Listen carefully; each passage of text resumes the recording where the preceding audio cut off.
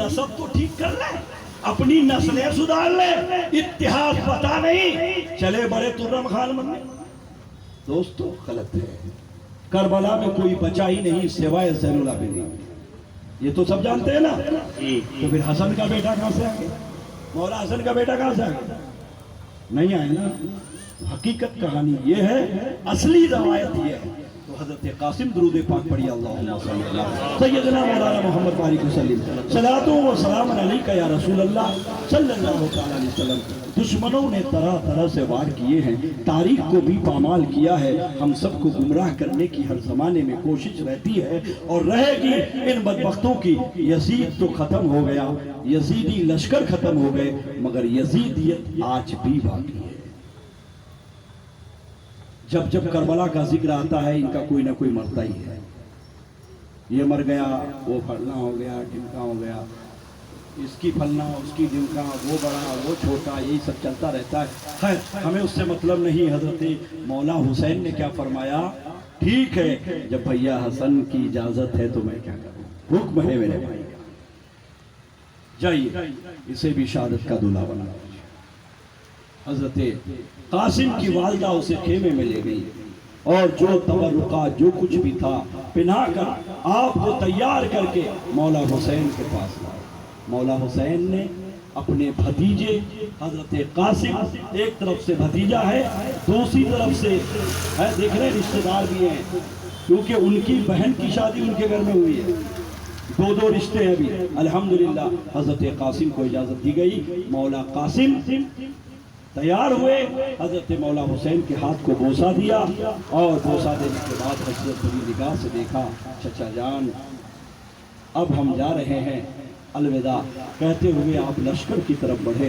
इतने खूबसूरत थे मौला कासिम, अल्लाह हजरत कासिम इतने खूबसूरत थे कि कोई यजीदी आगे नहीं बढ़ा, किसी की मजाल न थी उन पर वार कर।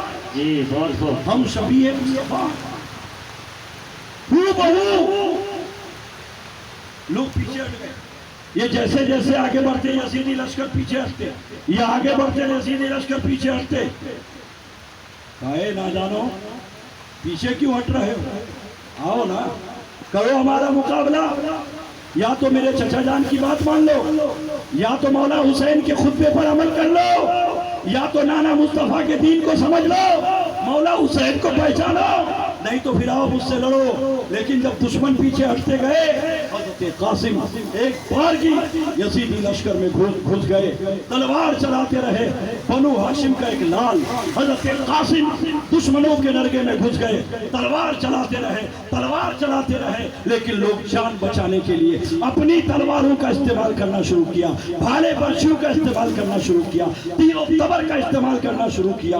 हजरत मौला हुसैन अपने खेमे से खड़े होकर देख रहे हैं, कासिम तो अभी दिख रहा था, कासिम नजर नहीं आ रहा, दूर से देख रहे कासिम नजर नहीं आ रहा। हजरत कासिम की चारों तरफ हजारों लश्कर के घोड़े दौड़ रहे हैं, मगर कासिम नजर नहीं आ रहा। एक चीख सुनाई दी, उस चीख की आवाज पर मौला हुसैन फौरन मैदान कारजार की तरफ भागे और कारजार की तरफ जब पहुंचे तो पहुंचने के बाद मौला हुसैन ने देखा, कासिम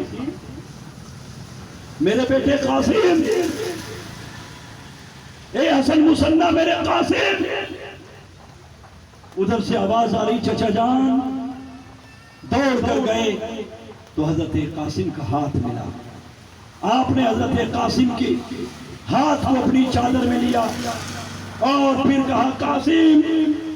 तो दूसरी तरफ देखा कि हजरत कासिम की आंख बाहर निकली पड़ी है। आपने उनकी आंखों को अपने दामन में लिया, देखा तो उधर उंगलियां फड़फड़ा रही है, यानी कि गोश्त के टुकड़े टुकड़े कर दिए थे। दुश्मनों ने हजरत कासिम की पूरी लाशा पर घोड़े दौड़ा दौड़ा कर, एक हड्डी भी सलामत नहीं थी।